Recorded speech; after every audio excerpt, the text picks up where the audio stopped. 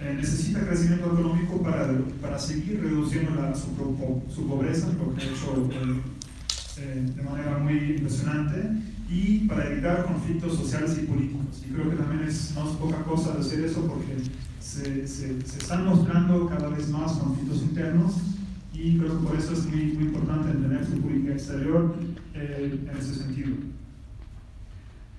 Su política exterior sigue, yo creo que más o menos 3 principios generales que se pueden observar en diferentes contextos. El primer principio es asegurar acceso a recursos naturales a través de inversiones estratégicas. Se ha visto, sobre todo en África, en la primera década, y ahora cada vez más fuerte también en América Latina, y tiene bastante rostros comunes.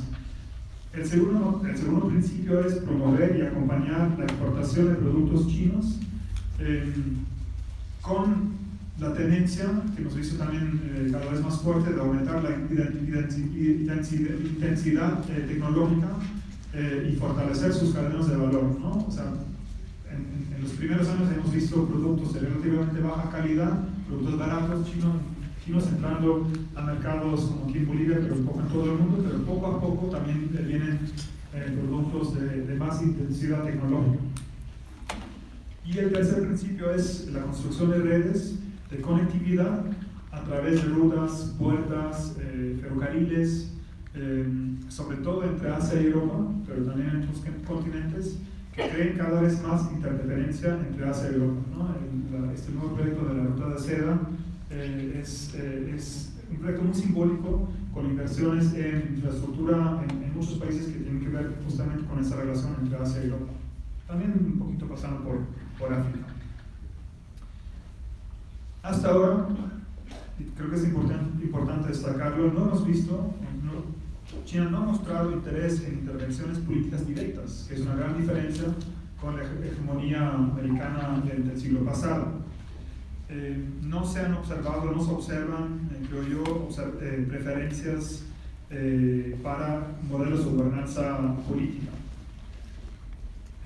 Obviamente eso no quiere decir que no hay intereses políticos, pero no es todavía tan visible.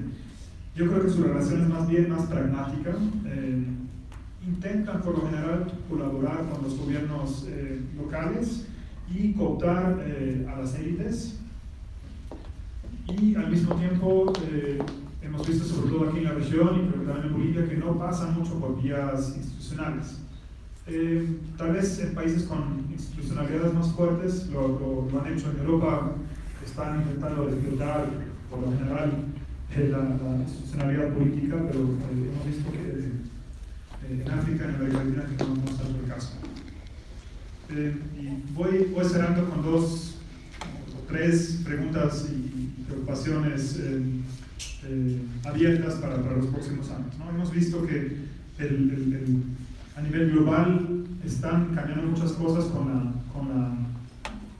el nuevo rol de Estados Unidos, que está cada vez más introspectivo en sus relaciones internacionales, y con la crisis en Europa, que todavía no veo superada. Hay una transición hacia un paradigma chino a nivel global, pero ¿será este paradigma China multilateral, como lo hemos visto el siglo pasado a nivel global? Las primeras respuestas del presidente chino son en favor del multilateralismo nuevo chino, pero bueno, creo que todavía es muy temprano para realmente decir cómo se articulará eso. El segundo tema, o la segunda preocupación que tengo es por el medio ambiente y el cambio climático a nivel global. China está mostrando una preocupación por esos temas a nivel discursivo, creo que también a nivel multilateral, pero al mismo tiempo vemos en sus intervenciones comerciales y económicas concretas, yo creo que no es tanto el caso. O sea, vemos creo que también es un debate para Bolivia, muchos impactos ecológicos de sus intervenciones económicas, que creo que son un tema a debatir. Y por último, queda también pendiente la pregunta de la relación entre China y los derechos universales. Yo creo que a nivel discursivo otra vez han mostrado cierto cierto interés en por lo menos respetar la estructura tal cual como la conocemos, pero al mismo tiempo, otra vez en su publicación concreta, hay muy poco respeto por derechos humanos y por derechos laborales, ¿no? También un tema preocupante y de interés aquí en Bolivia. Bueno, con esto cierro mi introducción y paso la palabra otra vez a Nicole. Muchísimas gracias, Filipe, por esta intervención, además que parte de experiencia profesional que has tenido en Asia, y por lanzar preguntas que creo que necesitamos tener en el debate actual. Para continuar, quisiera cederle la palabra a uno de los autores, a Daniela Gramont, para que nos pueda dar su exposición sobre el libro.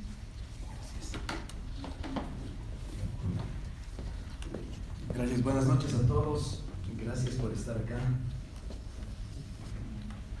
Tal como comentaba Nicole, este ha sido un proceso de 2 años que comenzó con la gran pregunta de cómo se está dando esta mayor presencia china en la región, cómo se está dando en Bolivia.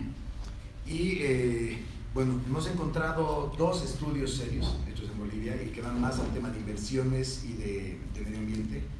Y nos motivaba incluso que en el London School, ahí en el Global South Unit, publicaron un paper sobre los países andinos y que decía, vamos a analizar Colombia, Ecuador y Perú. No vamos a analizar Bolivia porque tiene una economía muy pequeña y nos va a poner un sesgo en investigación, o sea que mejor la sacamos. Entonces, todo esto partía para que Álvaro Méndez, Chris Alden nos contacten y podamos entender qué sería esta mayor presencia china. Y el título de El desembarco chino, esto sale de una revista, Nueva Sociedad, que es un proyecto también de la Friedrich Ebert, que funciona desde Buenos Aires, hace ya 1 año y medio más o menos, y que trataba de entender cómo era esta mayor presencia. Entonces hemos tratado de ponerle números, porque era algo más político lo que analizaban ellos. Y bueno, la primera gran pregunta, ¿realmente podemos hablar de un desembarco chino? Hay una presencia, una mayor presencia china tan grande que sí nos está diciendo que, bueno, no es solo un hegemón, hablando de geopolítica, o la China no es solo el mayor productor industrial del mundo, sino que su presencia en América Latina es apabullante, es grande, ha crecido exponencialmente, algo para que podamos decir que sí ha habido un desembarco. Y bueno, los datos sí han apoyado todo esto. Hemos encontrado que, bueno, vamos a hablar, son 4 los flujos que nos están haciendo llegar a la conclusión de que hay más presencia china. Se habla mucho sobre préstamos y préstamos y préstamos, pero son diferentes tipos de flujos que hay: comercio de bienes, comercio de servicios, préstamos e inversión extranjera directa. Y esto analizamos en el libro, cómo se está dando a nivel región y luego inmediatamente cómo se está dando en Bolivia, y para poder comparar. Entonces, este primer flujo que hablamos, el comercio de bienes, tal como lo está mostrando el gráfico, espero que la impresión visual nos diga que realmente se está tratando de un fenómeno exponencial. Es decir, si tendríamos que poner fecha, ¿cuándo se dio este desembarco chino en América Latina? De acuerdo a comercio de bienes, préstamos, inversión, estamos hablando más o menos año 2000, 2002 que comienza a nivel región. Entonces, esto es, por ejemplo, importaciones desde la China, como es este gráfico. Antes China no era un gran socio comercial para la región. A partir del año 2000 comienza a aumentar. Bueno, ingresa a la OMC la China en el año 2001, no lo olvidemos, eso explica esto mucho. Pero también analizando la composición vemos que nosotros estamos importando de la China bienes de tecnología mediana, de tecnología alta, bienes de capital, así como también manufactura liviana.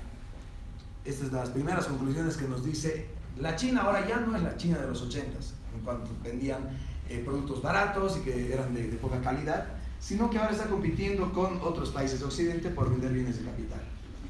Y si hablamos de exportaciones de la región a la China, bueno, también estamos encontrando que sí ha habido un punto de inflexión que nos dice por qué hay más relación con la China. Y lo que es claro, ¿qué le vendemos a la China? Le vendemos materias primas y productos agrícolas, commodities, con poco valor agregado, con precios internacionales y, bueno, no se ve mucho acá, pero que inclusive esto es diferente comparando con el mundo. Si vemos nuestras exportaciones, lo primero que deberíamos decir, como región vendemos materias primas y productos agrícolas. Esto no es culpa de la China por ningún motivo. Pero si vemos el comercio y las exportaciones con el mundo, son un poco más balanceadas al mundo. A la China le vendemos más del 80% solamente de recursos naturales y productos agrícolas. ¿Y qué compramos? Compramos tecnología, bienes finales, de tecnología baja, media y alta. Y ahora sí hablamos de Bolivia. ¿Cuándo se da el desembarco chino-Bolivia hablando de bienes? Tomando en cuenta que desde los 80s que China ya comenzó a tener esta producción industrial, pero de bienes de manufactura liviana, muy baratos. El año 99 comienza a darse un pequeño incremento, pero estaríamos hablando que el gran desembarco en cuanto a compras y ventas internacionales se da a partir del año 2009. Y como muestra este gráfico, la relación es muy desbalanceada. Compramos mucho y nuestra balanza comercial obviamente es negativa. Vendemos esta línea celeste que no se ve muy bien. Y si hablamos de la composición del comercio, ¿qué es lo que compramos? Y lo que hemos encontrado es que el gran problema para la región en su conjunto, que vendíamos solamente recursos naturales y productos agrícolas, esto también se da para el comercio boliviano. Haciendo una comparación año 2000 con el año 2016, vemos que no ha cambiado esto mucho. 89% se vendía de minerales y ahora estamos en el 81% y 19% industria manufacturera. De todas formas, parecería que es 19%, está bien, puede crecer, pero ¿qué está ahí? Lo malo es que ahí adentro tenemos algunos productos minerales, pero que han sufrido alguna pequeña transformación, ya son clasificados como manufactura, como por ejemplo el estaño, que se exporta como lingote, óxidos, wolfram. Y si vemos las compras, ¿qué le compramos a la China? Comparando el año 2000 versus el año 2016, también encontramos que hay una diferencia marcada. Antes le comprábamos más bienes de consumo final, que hablábamos que eran productos baratos y que no eran de mucha tecnología. Pero las compras del año 2016 se dividen en bienes de capital, 37%, materias primas e intermedios, 37%, y bienes de consumo, 26%. Es decir, un tercio del comercio, más de un tercio, es de bienes de capital. Y cualquier empresa que ustedes conocen pueden preguntarle si han ingresado en esto. Incluso hace poco ha llegado una turbina gigante para cemento que ya no ha sido comprada de las clásicas empresas europeas por motivos de precio, y que se escogió, esta empresa escogió una empresa china para esta gran turbina, sus 40-50 millones de ampliación de la planta, pero esta vez con producto chino. Ya no es solamente estos de consumo, aunque aquí debo decir que hay un sesgo que entendemos que es el contrabando. El contrabando son productos de consumo que vienen de la China y vienen por el norte de Chile, sabemos, no estaba cuantificado, entonces tal vez este 26 es un poco irreal. Hablando de inversiones, de inversión extranjera directa, los capitales chinos, que entendemos que igual a partir del nuevo milenio, los capitales chinos se han vuelto significativos en el mundo. Si bien estas tasas de crecimiento, como mencionaba Philip, hasta finales de los 90 estaban sostenidas por inversión extranjera del mundo en China, es decir, Hewlett Packard, que abrió una nueva planta, Apple o Nike, Adidas. China, con tanto ingreso de divisas, se convierte en un gran poseedor de reservas de divisas y ¿qué hace? Comienza a sacar su capital al mundo. Y en este gráfico podemos ver bien claro dónde se va el capital chino. Entonces, para comenzar, entendamos que China primero invierte en el Asia. Y aquí está América Latina, el color amarillo, que estamos bordeando el 10%. Esa también es la importancia que tiene la región para China en su conjunto. Entonces, cuando se habla de que China se comió África y ahora viene por América Latina, bueno, también tenemos que la importancia de los capitales nos dice que es 10%, mientras que para el Asia y Europa tenemos la famosa One Belt, One Road, que va a ser el proyecto de infraestructura más ambicioso en la historia de la humanidad, que piensan unir los chinos con ferrocarril, carretera y puertos desde China hasta llegar a Londres, luego por mar hasta el Mediterráneo y conectar un poco al África. Ahí no sé si estaremos nosotros tal vez con el bioceánico parte de esto. Bueno, entendemos que es marginal lo que está llegando a la región. En todos los años estamos viendo cómo la barra azul sube, que eso es el Asia. Y entonces lo que llega a América Latina, punto 2, la inversión de la China que llega a América Latina, ¿a qué países llega? Y bueno, tenemos dos ganadores. En primer lugar están las Islas Caimán, que es el anaranjado.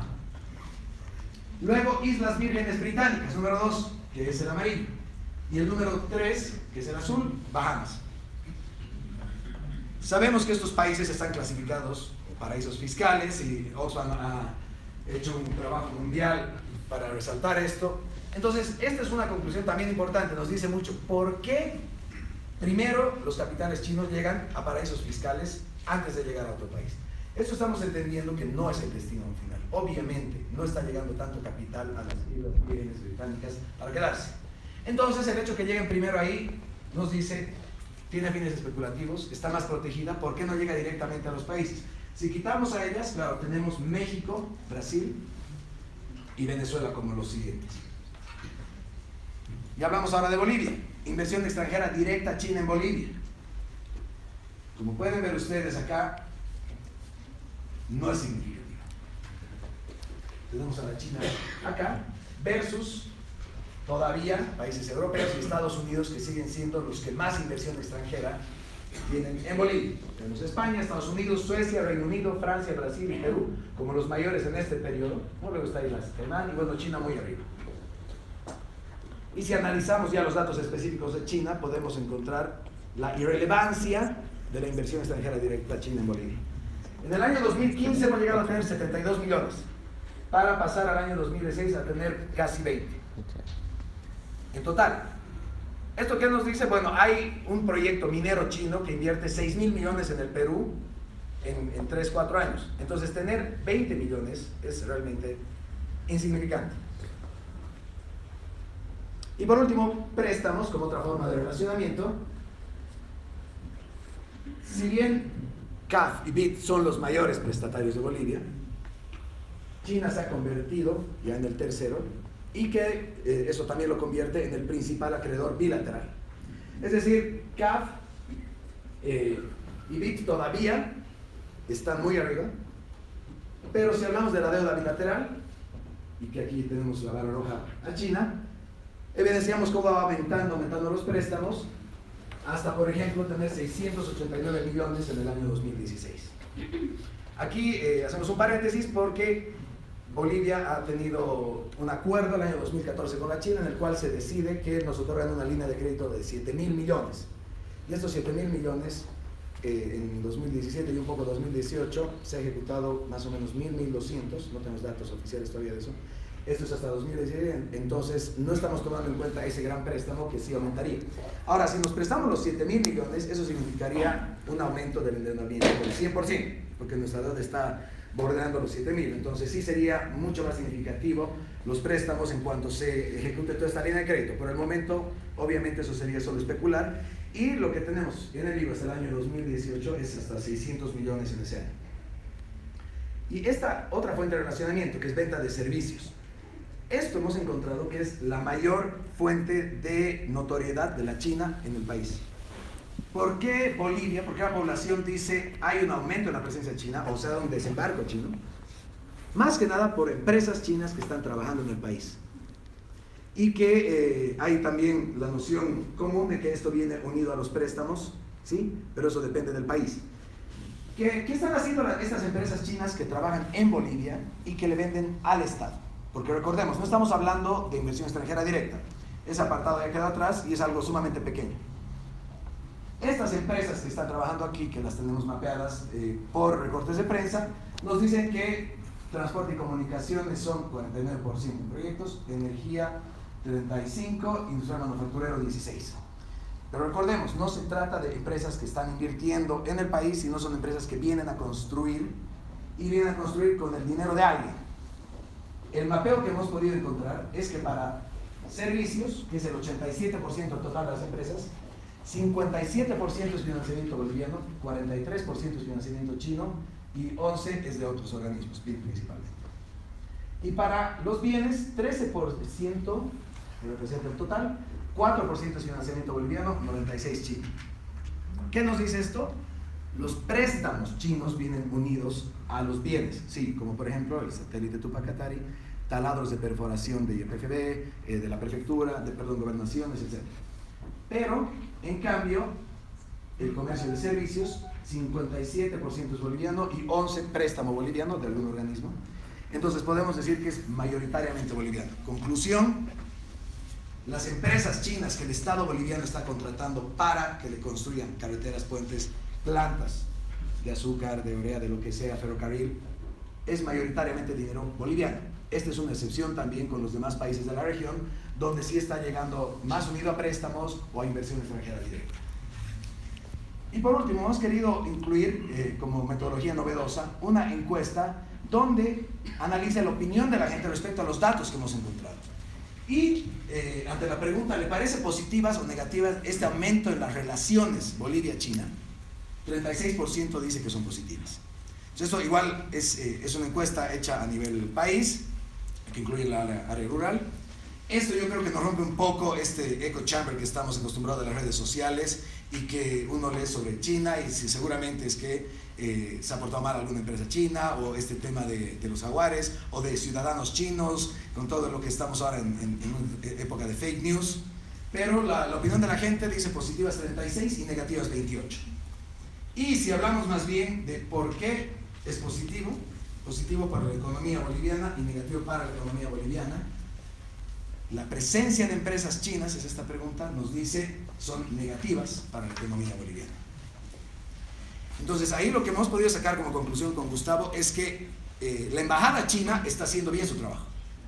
Como diplomacia se está moviendo muy bien porque hay una percepción de que tener relaciones con China es bueno. Pero por otro lado, los mismos encuestados nos dicen que no consideran bueno tener empresas chinas. Entonces las empresas no están haciendo bien este trabajo, ya sea de terminar obras, de los escándalos mediáticos, de política y comunicación, porque ahí sí mayoritariamente es que no, y en el libro van a encontrar muchas más preguntas que se han hecho y que hacen referencia a por qué la China la consideramos buena. Como conclusión entonces, lo que nos interesaba era evidenciar cómo es este aumento en las relaciones Bolivia-China. Y a través de los flujos económicos hemos podido encontrar que en primer lugar este desembarco existe, sí existe, se ha dado en Bolivia. Pero es relativamente más tarde, mientras que para todos los países en la región fue el año 2000, nosotros fue más o menos 2009, 2010, y lo distinto es que no llega inversión extranjera directa. Y más bien se tienen préstamos y empresas contratadas por el Estado boliviano. ¿No? Y como punto final que tengo ahí, comercio de bienes, sí. ¿El mercado chino se ha comido Bolivia? Sí. Pero yo no le veo lo malo. La China es el principal productor de manufacturas del mundo. Es el principal vendedor a Estados Unidos más. Tiene a Donald Trump quejándose de que la China le vende todo. Entonces ahí más bien sería ver dónde está la complementariedad y competencia. Somos complementarios en casi todos los productos porque nosotros no producimos esos bienes manufacturados industriales de alta y media tecnología. Conclusión en general del libro, que realmente necesitamos una estrategia para poder redireccionar estos flujos de la forma en que Bolivia quiera. Y ahí cito a Enrique Dasser-Peters, que lo he citado mucho en el libro y que estuvo en la UMSA hace un mes, 2 meses en una conferencia y dijo, la China tiene claro qué quiere de Latinoamérica, tiene sus white papers y está ahí toda su estrategia. Y la región, incluida Bolivia, no tenemos idea qué queremos de la China. Entonces, lo urgente es más bien diseñar qué es lo que quisiéramos, no es decir que está mal el comercio con la China, o están mal los préstamos de la China, o la inversión, sino más bien decir cómo quisiéramos que nos beneficie esto, porque entre los autores que mencionamos en el libro, la mayoría concluye que lo beneficioso de las relaciones con China es las grandes cantidades de capital que traen y que esto nos puede ayudar a nuestro crecimiento, a la infraestructura que siempre nos faltó, pero bueno, hay que tener claridad. Eso es todo, gracias.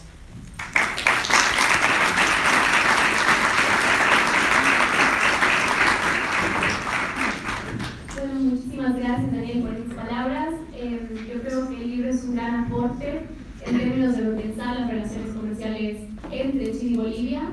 Se plantean preguntas muy interesantes respecto a las relaciones asimétricas, respecto a qué tipo de estrategia deberíamos tener para promover las industrias y para realmente aprovechar la inversión extranjera de la mejor manera. Tener una claridad, como mencionaba Daniel, en nuestras políticas. Y ahora quisiera ceder la palabra a Guadalupe Palomeque, por favor, para que nos dé sus apreciaciones. Muchísimas gracias, muy buenas noches. Realmente es un honor compartir esta ocasión con el ex ministro de Relaciones Exteriores, Javier Murillo de la Rocha, con quien también he podido trabajar en el pasado. También con el doctor Jos Greve, que fue mi catedrático en el doctorado de CIDES. Y bueno, Filip, muchísimas gracias como siempre por esta cordial invitación.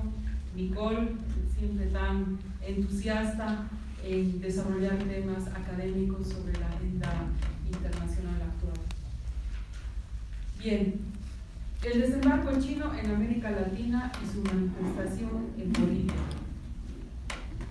El solo título creo que es una invitación a desentrañar algunos alcances de por qué la República Popular de China, por qué América Latina, desde cuándo, cuáles fueron y son los móviles para este reciente relacionamiento y desde luego cuál es el impacto en nuestro país, en Bolivia.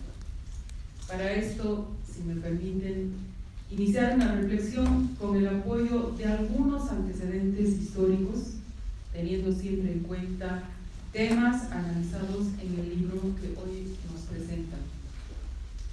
Inicialmente, ¿por qué cada vez más intelectuales de la región comentan y analizan y debaten sobre este nuevo actor, sobre el que hasta hace 20 años nos parecía lejano, tanto en idiosincrasia, cultura, como por el propio relacionamiento comercial, cuando los que tuvimos la oportunidad de aportar en la construcción de relaciones bilaterales, aún China hacía parte de un escritorio país, junto con los otros de su continente. Y en lo multilateral, a nivel comercial, era considerada una economía cerrada, hasta aquella decisión de iniciar su proceso de adhesión a la Organización Mundial del Comercio, que como nos han recordado, esto ha sucedido el año 2001. Y son 15 años después, me refiero al 2016, cuando nos encontramos con que las diferencias comerciales con China se dirimen con base en sus propias empresas, por la posición en la que se encuentran, y no en las de terceros países. En el ámbito político también habría que recordar que China es uno de los 5 miembros permanentes del Consejo de Seguridad, por lo tanto con poder de veto, lo que le otorga un estatus de rulemaker global, y a su vez, junto con otros estados, es parte de la construcción del mundo multipolar en el que nos desarrollamos.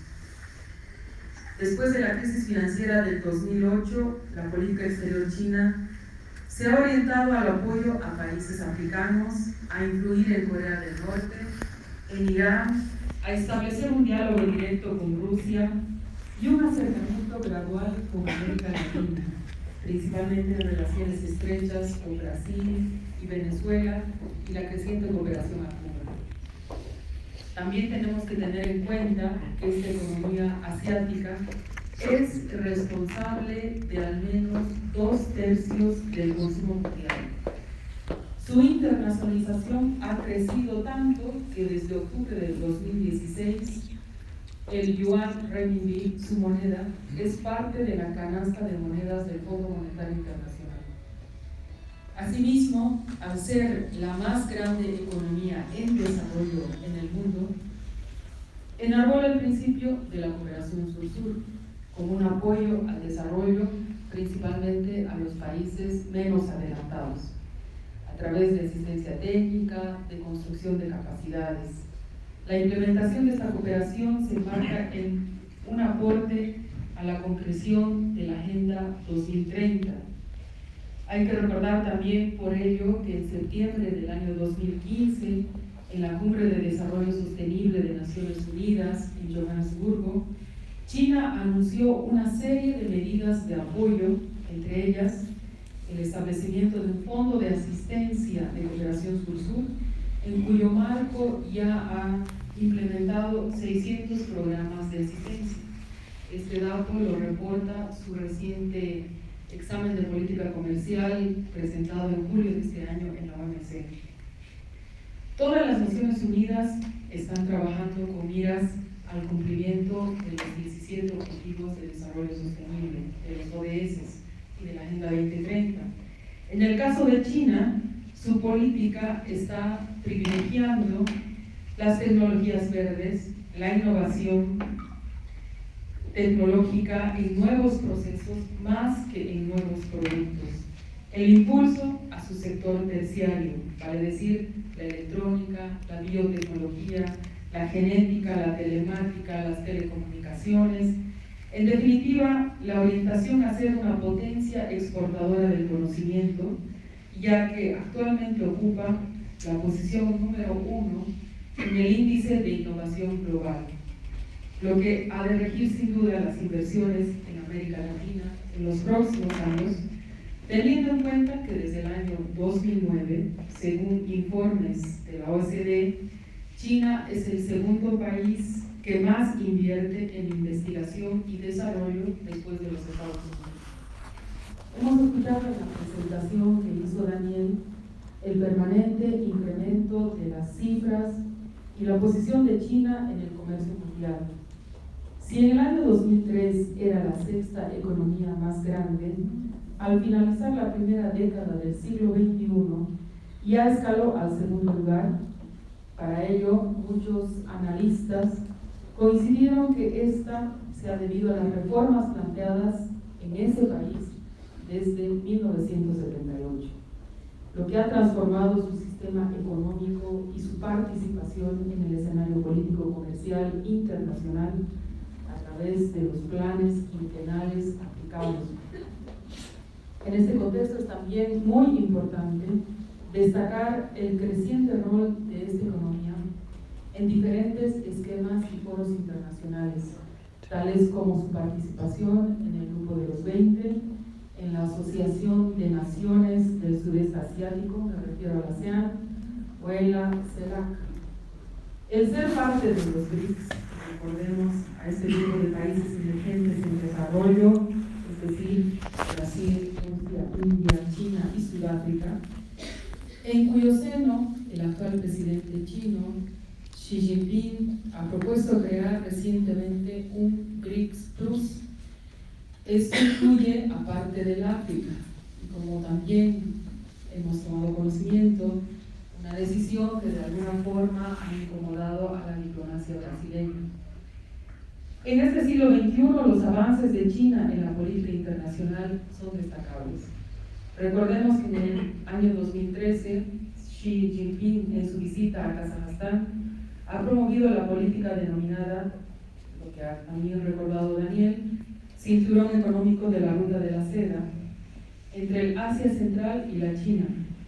En el mismo año, en la 21 reunión de líderes del Foro Económico del Asia-Pacífico, la PEC, realizada en Bali, ha promovido la Ruta Marítima de la Seda para el siglo XXI, a lo que en el año 2014 se ha sumado Rusia con el ferrocarril euroasiático.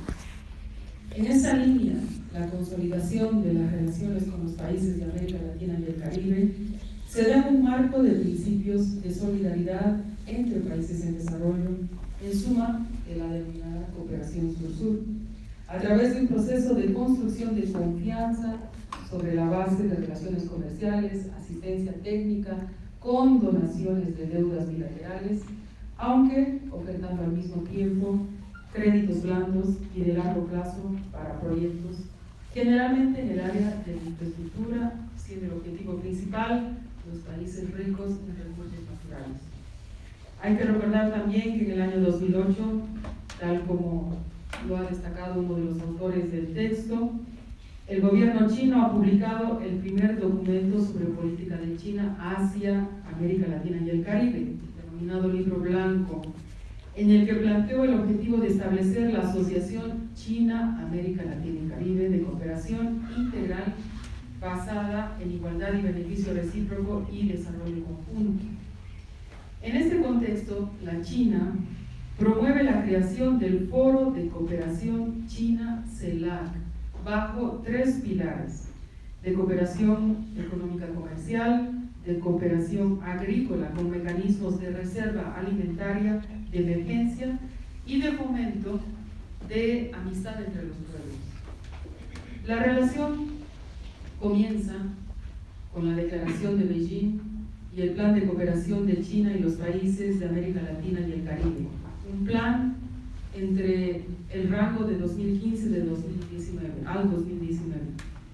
Esto sienta las bases de la relación birregional, aunque, según algunos críticos, nunca se habían incluido criterios de tratamiento asimétrico. De todas maneras, queda claro que varios países de nuestra región sostienen una relación estratégica a nivel bilateral con agenda propia y que no necesariamente podrían coincidir en desarrollar proyectos comunes. Cuando se generan espacios de reflexión o debate sobre la presencia de productos chinos en la región, la primera percepción suele ser de invasión de manufacturas que atentan a industrias o empresas nacientes. A este respecto es muy importante los datos que nos han proporcionado hoy día, pues ahora América Latina representa un aproximado de 6% de las ventas totales al mundo que realiza China, y en general son productos, como se ha mencionado, de alto índice de complejidad. En todo caso, existen también corrientes dirigidas a impulsar una ampliación del cinturón económico de la Ruta de la Seda, del Belt and Road, hacia América Latina, coherente con el 13 Plan Quinquenal de China, lo que ayudaría a integrar, a insertar en la ruta a economías de la región como del Asia-Pacífico. La pregunta ahí también es ¿dónde está Bolivia? Esta temática seguramente ha de irse concretando en la tercera reunión ministerial CELAC-China, que ya está agendada para el año 2021 y se va a desarrollar en la China. En el caso boliviano, se podría decir que las relaciones diplomáticas de amistad y de cooperación son relativamente nuevas, pues recordemos que se han establecido en el año 1985. Sin perjuicio de eso, en los últimos años se ha realizado un amplio intercambio de visitas de alto nivel, a nivel de presidentes, de cancilleres y de ministros de Estado. Se ha incrementado la construcción de capacidades, incluyendo incluso el área aeroespacial, como del satélite Tupac Katari. En todo caso, por todo esto que les acabo de expresar, el valioso análisis de información que ha sido procesada por los autores incluye un relevamiento también de encuestas. Nos invitan sin duda a construir una agenda bilateral que responda a esa economía de consumo demandante de servicios. Quiero, por lo tanto, en esta ocasión agradecer nuevamente, felicitar a los autores por la investigación, porque considero que es un aporte a la academia, en la contribución a la diplomacia y, por supuesto, a la sociedad civil en general. Muchas gracias y muchas felicidades.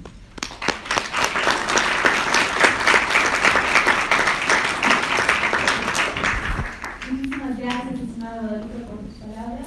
Además que parten de una trayectoria profesional que ha estado vinculada con estos temas. Te agradecemos mucho.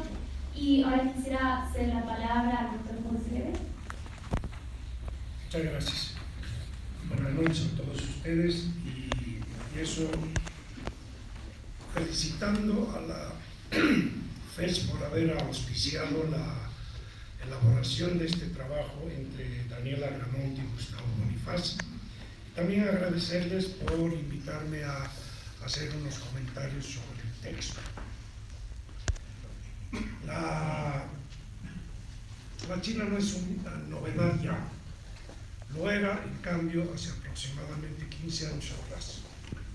En 2000, 2002 no había grandes investigaciones sobre la China, su presencia en el mundo, salvo excepcionalmente en áreas muy especializadas.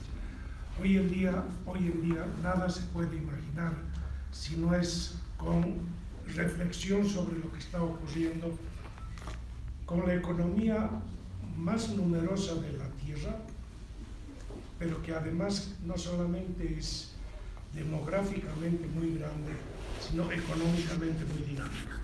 Esa combinación entre demografía y capacidad de transformación estructural acompañada de altas tasas de crecimiento no ha existido en la historia de la humanidad, podemos decir, nunca antes. Por lo tanto, aún después de la revolución industrial de comienzos del siglo XIX, la tasa de crecimiento de las economías líderes rara vez llegaba hasta el 10%. La China tiene el extraordinario logro de durante 3 décadas haber crecido a un promedio superior al 10%, contemplando que se trata de una economía muy grande. Entonces, eso no debe llamar la atención que suscite todo tipo de preocupaciones en el ámbito geopolítico principalmente, en el ámbito político, en el ámbito económico y también en la academia. Este debe ser uno de los primeros textos que se publican con el nivel de profundidad que tiene, y en ese sentido abre brecha y probablemente tenga en el futuro otras contribuciones que perfeccionen y mejoren muchos de los aspectos que aquí pioneramente han sido presentados. En América Latina hay, hasta donde estoy informado, solamente un centro de estudio sistemático de la China. Es el Centro México-China de la UNAM. No existe un centro equivalente en Brasil, no existe un centro equivalente en ninguna otra institución, lo cual es lamentable, y ha habido pocas publicaciones últimamente, tanto de Flaxo como de la Claxo, pero son esfuerzos individuales que no están sistemáticamente orientados a reflexionar sobre la emergencia de China en el mundo en los últimos, digamos, 15 años, después de que ya había venido anunciando su presencia a partir de su incorporación a la Organización Mundial del Comercio. En ese sentido, creo que la estrategia de los autores ha sido acertada. Han hecho un acto de modestia y en lugar de entrar con una ambición muy grande sobre los objetivos que buscaban, han establecido 3 aspectos. En primer lugar, han buscado identificar opiniones académicas sobre los que están a favor y los que están en contra de profundizar las relaciones con China. En segundo lugar, han hecho un levantamiento empírico que lo ha presentado Daniel anteriormente sobre el comercio, las inversiones, los préstamos y las empresas chinas, pero en este caso en particular en Bolivia y no en toda América Latina. Y finalmente han elaborado una encuesta de percepción de opinión pública. Sobre esa base han sacado algunas conclusiones que son útiles, pero más útil que nada, creo yo, es el trabajo empírico que han realizado. Esa es la parte más rica de su documento. No trae novedades en el sentido de que cambia las tendencias y las interpretaciones más en boga, pero sí llega a un grado de detalle que nos permite preguntarnos por qué las cifras que están siendo presentadas tienen esa dimensión, esa tendencia y ese alcance. En materia de la búsqueda de argumentación académica a favor o en contra, me parece que los argumentos que se han presentado y los autores citados están claramente influenciados por su posición política. En general, uno puede recoger el texto que nos han presentado Gustavo y Daniel, autores como Atilio Borón, Juan Gabriel Tocatlián, Alfredo Jalife, obviamente están a favor de un relacionamiento mucho más estrecho y de una cooperación mucho más estrecha con la China, puesto que todos ellos pertenecen a la línea de izquierda y por lo tanto tienen una posición que de alguna manera simplificada se puede decir: el enemigo de mi enemigo es mi amigo. Bueno, del otro lado, sin embargo, hay algunas argumentaciones que no están influenciadas ni teñidas por posición ideológica, sino más bien por una buena reflexión, y es altamente recomendable el libro de Adrián Bonilla y Paz Milet, elaborado en la Flaxo, con una serie de capítulos en los cuales se analiza de la manera en que me parece más apropiada la relación con China. Ni se puede hacer generalizaciones sobre América Latina y el Caribe ni se puede trabajar únicamente con países individuales. Hay que hacer una combinación inteligente porque las cifras de América Latina encubren una enorme diversidad de situaciones a nivel de regiones, de mecanismos de integración y de los propios países. Y reflejan al mismo tiempo que para la China, América Latina no es algo homogéneo. Tiene claramente preferencias y eso se refleja en sus estrategias de presencia que demuestran algo que de alguna manera ya señaló Daniel. Para los chinos está muy claro qué es lo que buscan, no solamente en América Latina, sino en general, en sus relaciones con las otras zonas. En cambio, en las otras regiones no tienen la película tan clara qué es lo que quieren lograr y cómo hacerlo. Por lo tanto, que la China prefiera relacionarse con Argentina, Venezuela, Brasil y Ecuador sale de suyo, por la característica de esos países, tanto económico como política, hasta hace poco tiempo. Entonces, creo que hay que tratar de establecer trabajos y esfuerzos que deslinden más desagregadamente lo que son las relaciones con las diferentes subregiones de América Latina. En todo caso, se pueden hacer algunas generalizaciones, pero no pasan de ser triviales. Algunas, sin embargo, suscitan respuestas interesantes. Por ejemplo, hay una clara susceptibilidad de profundizar la relación con China desde la perspectiva de que en el boom del 2004 al 2011, 2010, claramente se ha producido un esquema de relacionamiento de tipo centro-periferia. Por lo tanto, nosotros ya conocemos del siglo XIX y de la mitad del siglo XX lo inconvenientes que son relaciones asimétricas entre un centro que produce manufacturas y una periferia que produce solamente recursos naturales y productos básicos. A eso hay algunos autores que con razón sostienen que el perjuicio que trae la China consigo es que nos refuerza en una tendencia extractivista y por lo tanto negativa con el aprovechamiento sostenible de nuestros recursos y al mismo tiempo de mal uso del medio ambiente o de perjuicios al medio ambiente.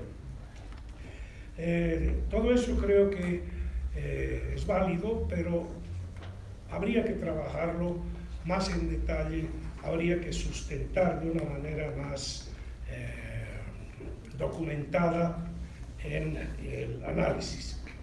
Que Bolivia es insignificante para la China, eso también podíamos saber. Por cada boliviano que existe en la tierra hay aproximadamente 1000 y tantos chinos, por lo tanto es notorio que ellos tengan dimensiones en todos los ámbitos muy superiores a los nuestros, ¿no? El tema que ha profundizado Gustavo y que creo que es importante es el de los préstamos. Curiosamente, los préstamos de China se dirigen en general a países que no tienen acceso a los mercados de capital, o que si los tienen están en dificultades, el caso de la Argentina, el caso de Venezuela, el caso de Ecuador.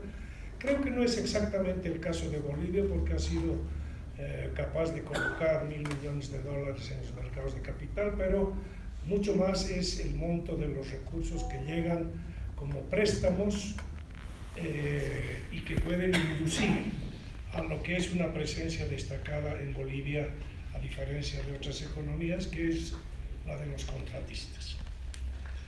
Y eso tiene que ver con la orientación y el enfoque que tiene la China respecto de su estrategia de desarrollo interna y en el mundo.